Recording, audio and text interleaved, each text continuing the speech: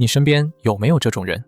嘴巴很甜，反应很快，什么都懂一点，见面3分钟就让你觉得相见恨晚，结果没过多久你就发现被他坑了。也有另一种人，话不多，看起来笨笨的，总是慢半拍。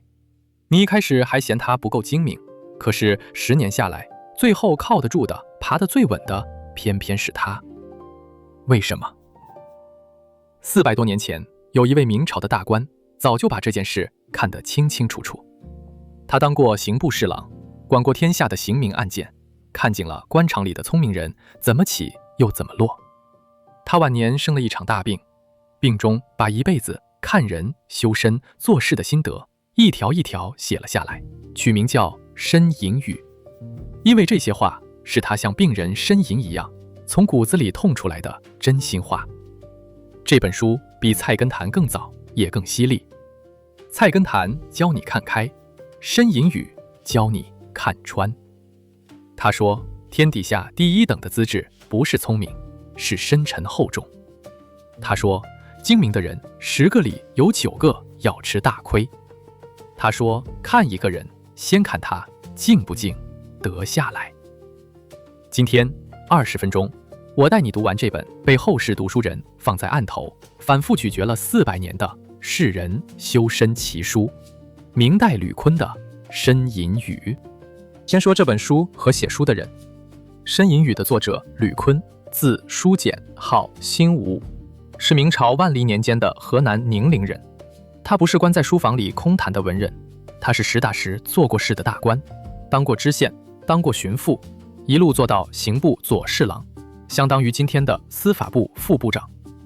他为官清廉，办制务实，最看不惯的就是官场里那些只会耍嘴皮、玩心机的聪明人。吕坤写这本书前后花了30年。他说，这些话是他从年轻到年老，一边做事，一边生病，一边反省，随手记下来的。书名为什么叫《呻吟语》？呻吟就是生病时痛苦的哼声。他说，人只有在病痛里才会说出最诚实的话，不装不端不绕腕子。所以这本书没有长篇大论，全是一条一条的短句格言，短的1、2句，长的也不过一小段，像一位看透了事情的老人坐在你对面，一句一句跟你交心。全书分内外2篇，17类：识性命、存心、修身、道、应物、平早、治道，把一个人怎么修养自己，怎么看人，怎么做事讲得又深又狠。他不谈玄虚的大道理，只讲看得见、用得上的真功夫。今天我们就挑其中最锋利的几条，看看这位明代大官到底是怎么把人心看穿的。第1条，也是全书最有名的一句话。吕坤把天底下的人才按资质分成3等。他说，深沉厚重是第1等资质，磊落豪雄是第2等资质，聪明才辩是第3等资质。你注意这个排序，最高的1等不是最聪明、最会说话的人，而是深沉厚重，沉得住气，想得够深，扛得起事，靠得住。第2等才是那种光芒四射、豪爽过人的英雄型。至于我们平常最羡慕的聪明伶俐、能言善辩，在吕坤眼里只排第3。这个判断狠狠打了很多人一巴掌。我们这个时代最崇拜的就是聪明，反应快，口才好，脑子灵。可吕坤几百年前就看穿了，聪明只是才，不是德，是工具，不是根基。一个深沉厚重的人，就算慢一点、笨一点，你把大事交给他，他不会砸。一个只有聪明的人，顺风时很亮眼，一遇到大风大浪，一碰到越祸，往往先垮的就是他。三国的司马懿，论锋芒不如杨修，论奇谋不如诸葛亮，可他就赢在深沉厚重4个字，能忍、能藏、能等，最后笑到最后的是他。看人，先别急着谈他聪不聪明，先看他这个人沉不沉得住，厚不厚得起来。跟着知识往下讲，吕坤在修身篇里又补了一句更狠的话：精明也要10分，只需藏在浑厚里作用。古今得祸，精明人时居其九，未有浑厚而得祸者。意思是，精明不是坏事，一个人该精明的时候就要精明到10分，但这份精明要藏在浑厚的外表底下用。他说，古往今来惹祸上身的10个里有9个是聪明外露的精明人，而那些浑厚老实的人几乎没有因为浑厚吃过大亏。这话把中国人做人的最高智慧点破了。真正厉害的人不是不精明，而是精明的不让你看见。他心里什么都清楚，可表面上憨憨厚厚，不计较，不抢功，不显摆，锋芒全收在里面。最典型的反例就是三国的杨修，才华横溢，聪明绝顶，曹操心里想什么他都猜得到，还忍不住到处炫耀，结果聪明反被聪明误，把命都搭了进去。反过来看唐朝的郭子仪，手握重兵，功高震主，却一辈子把自己活得又憨又厚，家门大开，任人进出，谁都挑不出他的刺，所以他能富贵善终。记住吕坤这句，能藏起来的精明才是真精明，藏不住的聪明迟早是祸。讲完浑厚，吕坤特别看重一种相关的特质，沉静。他说，沉静最是美质，盖心存而不放者。在他看来，一个人身上最美的品质不是漂亮，不是能干，而是沉静，安静、沉稳、不浮躁。为什么沉静这么可贵？因为沉静的背后是一颗心存而不放的心。心是收着的，定着的，没有到处乱飘、乱攀、乱动。吕坤看人有个国障，就是看他静不静得下来。一个人越是遇到大事、急事、欲祸，越能看出他沉不沉得住。心浮气躁的人，一有风吹草动就慌就跳就乱了方寸。心定的人，天塌下来还能慢慢想，稳稳坐。东晋的谢安就是活例子。淝水之战，前线几10万大军压境，满朝文武都吓坏了，他却在家里从容下棋。一局下完，捷报也到了，他淡淡看一眼，又继续落子。那份沉静不是装出来的，是几10年养出来的定力。吕坤要告诉我们，浮躁的人成不了大事，因为他的心一直在外面飘。真正能扛事的人，心都是沉在底下的。想看一个人有没有出息，别看他热闹时多能说，要看他安静时坐不坐得住。如果说前面讲的是看人，那接下来吕坤讲的是修心，怎么把自己的心养成一颗能成大事的心。他在《存心篇》里写下了全书最开阔的一段话：大其心容天下之物，虚其心受天下之善，平其心论天下之事，潜其心观天下之理，定其心应天下之变。短短5句讲了一颗好心的5种功夫。第一，把心放大，才装得下天下的人和事。心量小，容不下人，也就成不了大器。第二，把心放空，才听得进别人的好意见。心里塞满了自己，善言就进不来。第三，把心放平，才能公正地评断天下的事。心一偏，是非就跟着歪。第四，把心沉存下去，才能看透天下事物的道理。浮在表面，永远看不到根。第五，把心定住，才能从容应对天下的变局。心一乱，遇事就慌。你看，吕坤没有讲什么高深的哲学，他讲的是5个动作：大、虚、平、潜、定。一个人能把心养到又大又空又平又深又定，他看人就不会偏，做事就不会乱，遇变就不会慌。这样的人走到哪里都立得住。反过来说，一个人为什么会看走眼、做错事，一遇乱就慌？往往就是这5个字里缺了那一个。心太小，容不下人，心太满，听不进话；心太偏，判断就歪；心太浮，看不到根；心太乱，临事就慌。吕坤了不起，就在于他把抽象的修心拆成了5道可以一条一条检查的功课。心还有一对看起来矛盾，其实相通的功夫。吕坤用2句话讲透：心要虚，无一点渣子；心要实，无一毫欠缺。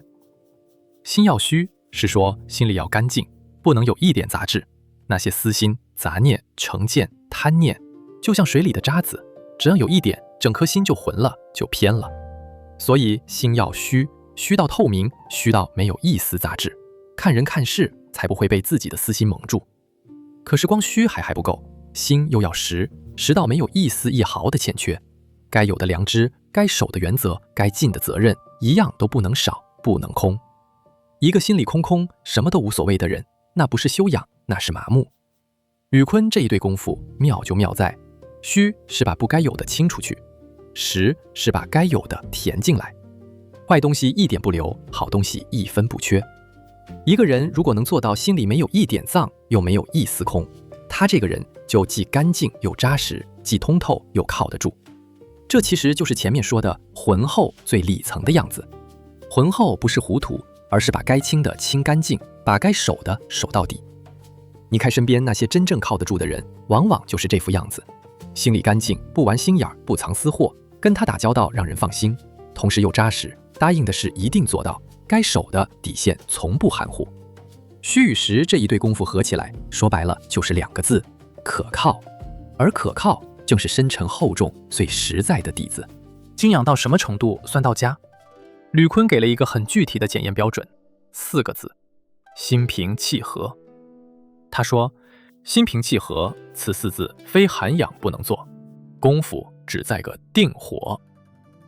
别小看心平气和这4个字，吕坤说，这4个字不是天生脾气好，是硬功夫，是常年涵养才做得到的。而这功夫的关键只在一个地方，定住你心里那把火。什么是心里的火？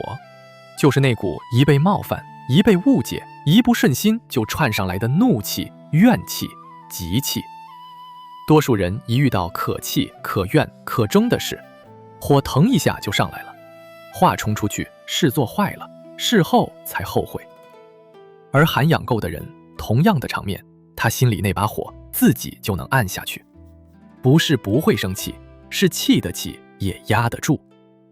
唐朝的娄师德，弟弟要出去做官，他叮嘱弟弟，别人往你脸上吐口水，你别急着擦掉，笑一笑，由他去。这就是把火定到了极致的涵养。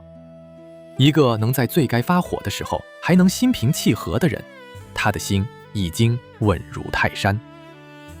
看人也是这样，一个人急起来、怒起来的那一瞬间，最藏不住他真正的涵养。所以吕坤才说，看一个人不必看他顺风顺水时多客气、多得体，要看他被踩到痛处、被冒犯到极点的那一下。火压得住的是真有修养，火一点就炸的，平时再会装，涵养也是假的。这也是为什么定火2个字是一辈子的功课，而不是1天的好脾气。为什么吕坤一再强调静？他在书里写过一段特别美的话，道破了静的真正威力。天地间真滋味，唯静者能尝得出；天地间真机阔，唯静者能看得透；天地间真情景，唯静者能提得破。他说，天地之间真正的滋味，只有静下来的人才尝得出来；事实背后真正的机关与门道，只有静下来的人才看得透。人生真正的情景与况味，只有静下来的人才点得破，说得明。这段话其实藏着吕坤有生看人看事的秘括。为什么多数人看不准人，看不透事？因为他们太忙、太急、太吵，心一直在动，眼睛就花了。一下内心浮躁的人，看到的永远是表面的热闹。只有静下来，你才看得见别人藏起来的真面目，看得清一件事真正的来龙去脉。心不静，看再多也只是误如此菱花。越忙越急，离真相反而越远。所以在吕坤这里，静不只是一种修养，更是一种看透世界的能力。你的心有多静，你能看见的真相就有多深。难怪他把沉静排在美智的第一位，因为静是识人的眼睛，也是修身的根。你想把人看准，把事看透，就先让自己的心静下来。看人养心之后，最后一步是做事。吕坤在应物篇里讲了无数做事的实话，其中最要紧的一条是：事必要其所终，履必防其所至。做一件事一定要先想清楚它最后会走到哪里，考虑一件事一定要防到它可能到达的最坏结果。这2句话讲的就是做事要有远见和底线。多数人做事只图眼前一时痛快，一时省事，从不去想后面会怎样。吕坤说，这叫最无识，最没见识。真正会做事的人，起手之前先把结局想到头。这件事做下去，3年后、10年后会变成什么样？最坏会坏到哪里？我扛不扛得住？想清楚了再动手。他还说，正因为看得到后面，君子常常在该高兴的时候不高兴，该做的时候不做，该生气的时候不生气。不是不懂人情，而是他看到了众人看不到的那一步。你看，吕坤这本书了不起的地方就在这里，他从不空谈道德，他教你的每一条都能落到具体的做人做事上。看人要看深沉厚重，养心要大虚平乾定，做事要想到结局，防到最坏，招招都是能用一辈子的真功夫。申隐语整本书读下来，你会发现吕坤政治想教的不是几句聪明话，而是一种活法。做一个深沉厚重、内心安静、看得透也扛得起的人。他一辈子在官场里看尽了聪明人的起起落落，最后得出一个朴素到近乎笨拙的结论：这个世界终究是厚重的人赢，安静的人赢，想得远的人赢，而不是最会表现、最爱出风头的人赢。好，20分钟到了。申隐语留给今天最重要的一课，我把它浓缩成一句话：别急着把自己活得聪明，先把自己活得厚。厚是资质里的第1等，静是修身里的第1功。而看人做事，先让自己沉下来、慢下来、深下来。你能沉到多深，就能看到多真，走到多远。这位400年前的明代大官，把一辈子看人的痛与悟，写成了这本薄薄的书，今天终于换你来受用。如果这趟旅程让你有收获，记得订阅频道。我每周用20分钟带你读完一本值得读一辈子的好书。下一集我们从修身的静走进历史的杀伐，一部写尽春秋末年吴越争霸、卧薪尝胆、复仇雪耻的奇书《东汉赵业的吴越春秋》。最后在留言区告诉我，深沉厚重、沉静、心平气和这3种功夫，你最想先练哪一个？我们下集见。